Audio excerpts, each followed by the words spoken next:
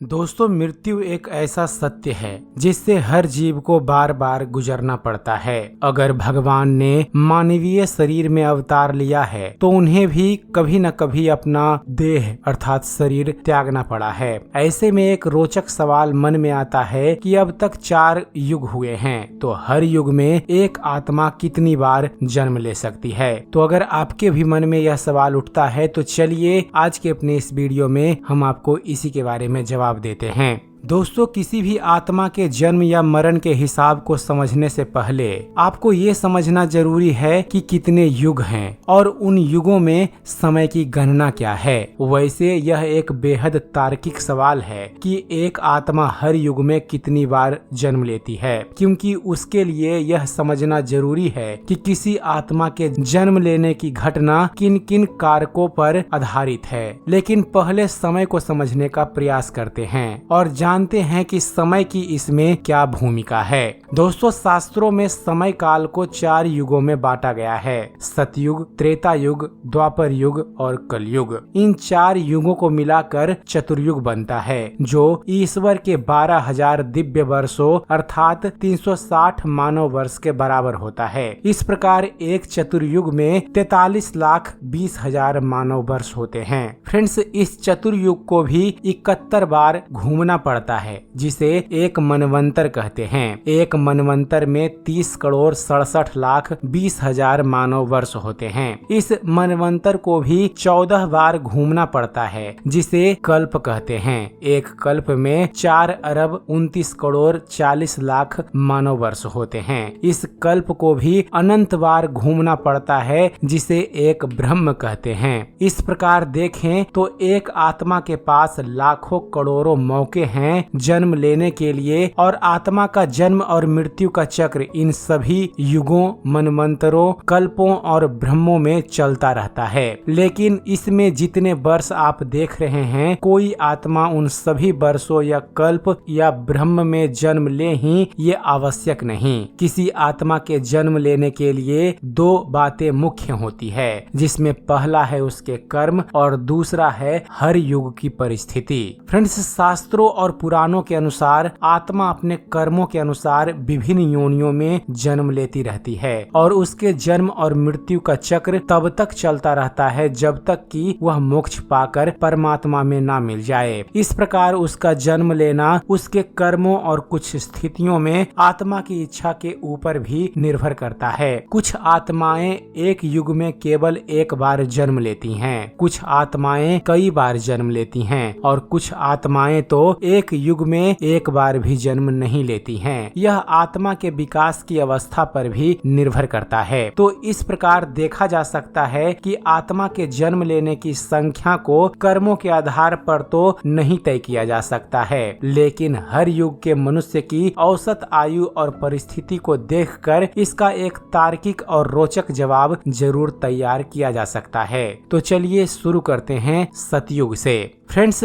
सतयुग में धरती पर आत्माओं का वास हुआ करता था, जिसे वर्ल्ड ऑफ सोल भी कहते थे। सतयुग 17,28,000 साल का था। इस युग में एक सामान्य व्यक्ति 1,00,000 साल तक जी सकता था। इस युग के लोग आज के लोगों जैसे नहीं बल्कि महामानव जैसे दिखते थे। उनके कद 22 फुट के हुआ करते थे। हर युग की तरह इस युग में भी हर आत्मा को मृत्यु को धारण करना ही पड़ता था, लेकिन इस युग में इंसान के पास इच्छा मृत्यु की शक्ति हुआ करती थी। ऐसे में यह संभावना घट जाती है कि कोई आत्मा जल्दी जल्दी जन्म लेती होगी, और यह तय करना भी मुश्किल है कि वह कितनी बार जन्म लेती होगी। बात करते हैं त्रेता युग की। फ्रेंड्स, इस युग में भगवान राम ने अवतार लिया, लेकिन उन्हें भी प्राण त्यागने पड़े थे। त्रेता युग 12,96,000 साल का था, और इस युग में एक सामान्य इंसान 10,000 साल तक जी सकता था। तो इससे आप थोड़ा अंदाजा लगा सकते हैं। अब आता है द्वापर युग। फ्रेंड्स, द्वापर युग में धरती पर भगवान श्री कृष्ण का अवतार हुआ था, लेकिन उन्हें भी अपना शरीर त्यागना पड़ा। इस युग में पाप बढ़ने के कारण मनुष्य की औसत आयु भी घट गई। यह युग 8,64,000 वर्षों का था, जिसमें एक व्यक्ति 1,000 साल तक जी सकता था।